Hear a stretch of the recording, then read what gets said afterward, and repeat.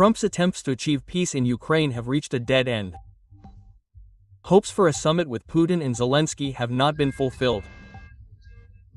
Trump is trying to regain leverage over the aggressor Russia, but this is not producing results. Read more in our story. My name is Andriy Ganja. You are on the Glavrit channel. Subscribe.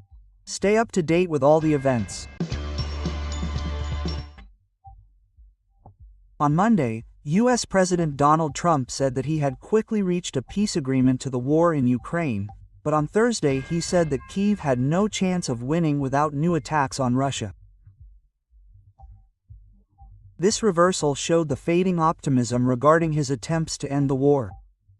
This is reported by the Wall Street Journal. Trump's hopes for a summit with Vladimir Putin and Vladimir Zelensky have not been fulfilled. The backup option, a personal meeting between the two presidents, did not work either. The Kremlin also rejected the idea of introducing Western peacekeepers in the event of a peace agreement. According to the VSJ, the failure of diplomacy is explained by the difference in the negotiating forces. Quote, "The U.S. president, according to former aides, takes an improvisational approach, based largely on personal relationships. Putin is methodical in his preparation and devoid of sentimentality.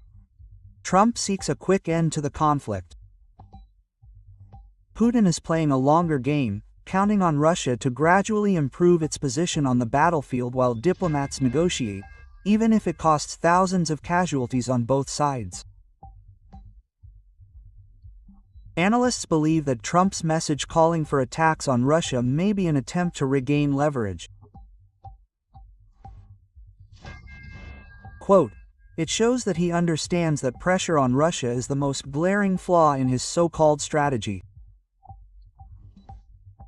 But if there are no weapons in the pipeline to back up that strategy, its value is diminished," said Alexander Vershbow, a former U.S. ambassador to Russia and NATO. Fionn Aguil, a former Russia expert on the National Security Council, noted that Trump's recent meetings with Putin, Zelensky and the Europeans have only muddied the process.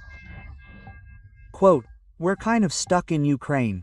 And now everyone, including Putin, is trying to manage Trump. Quote, the Russians are using terms in a certain context, and Trump doesn't notice. Maybe Putin was deliberately giving him the impression that he agreed with him," she said. Despite the administration's faith in a quick deal, former officials do not share the optimism. Quote, "We are where we were 2 weeks ago, where we were 6 months ago. There will never be an agreement. Putin will never agree," said Kurt Volker, the former U.S. Special Representative for Ukraine negotiations.